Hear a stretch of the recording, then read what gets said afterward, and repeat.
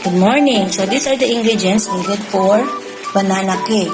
1/2 cup shortening or margarine, butter or lard. And 1 1/2 cup brown sugar, 2 eggs, 2 1/2 cups pre-sifted cake flour, 1/2 teaspoon of baking powder, 1/2 teaspoon of salt, 3/4 teaspoon of baking soda,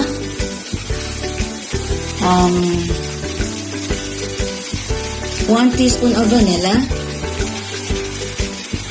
1/2 cup of sour milk. So I added 1 tablespoon of lemon extracts to 1/2 cup of evaporated milk, plus 3 medium-sized banana. Later, I will mash the 3 bananas, and then 1/3 cup of chopped walnuts. I was able to buy walnuts, but you can use peanuts, almonds, pili nuts, depending on what is available nuts at home. Okay, so we will start now in mixing the ingredients.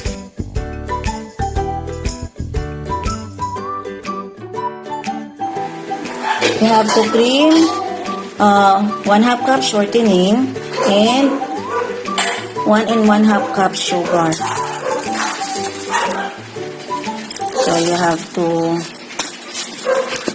do that with the use of either rubber scraper or a wooden spoon.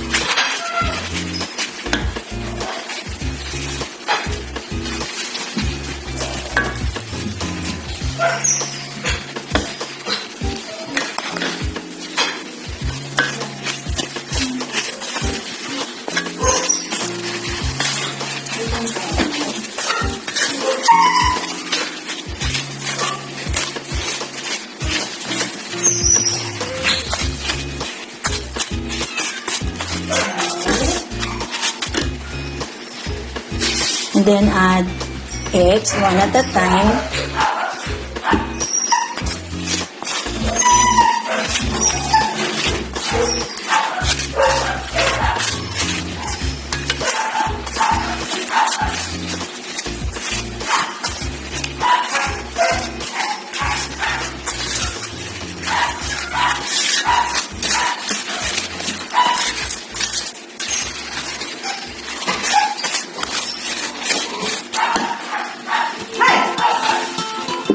Then continuously mix until it is light and fluffy.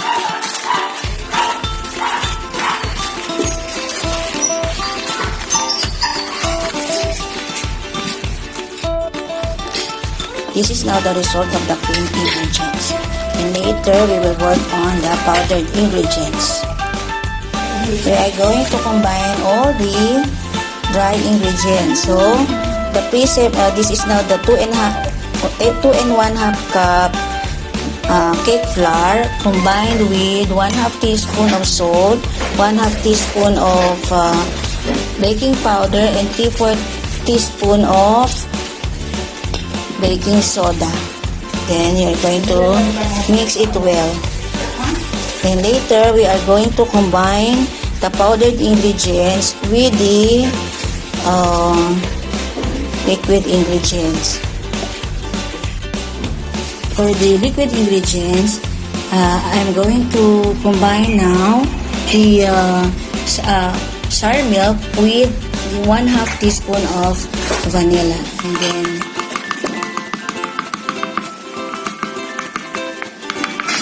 mix them together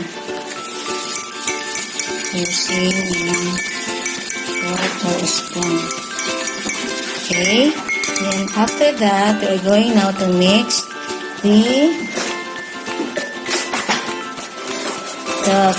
the flour ingredients and the milk ingredients alternately on the creamed ingredients. Okay, now we are going to combine alternately the flour ingredients and then the liquid ingredients, then mix together until it blends well.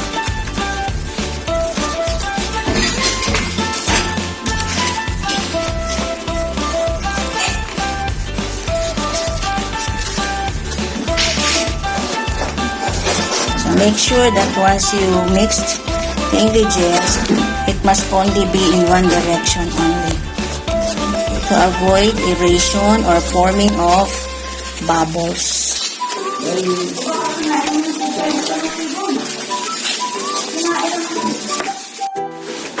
This is now the result of the combined cream ingredients, powdered ingredients, and liquid ingredients. For now, I'm going to add the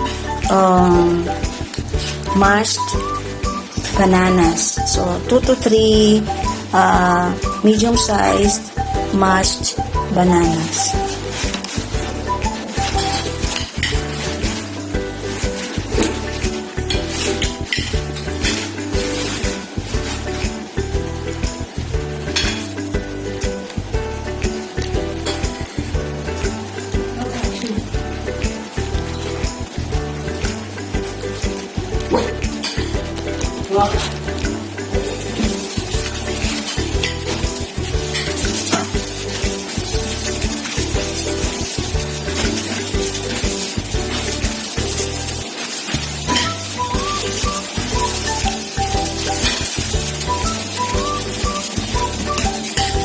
Then add the 1/3 cup of chopped nuts.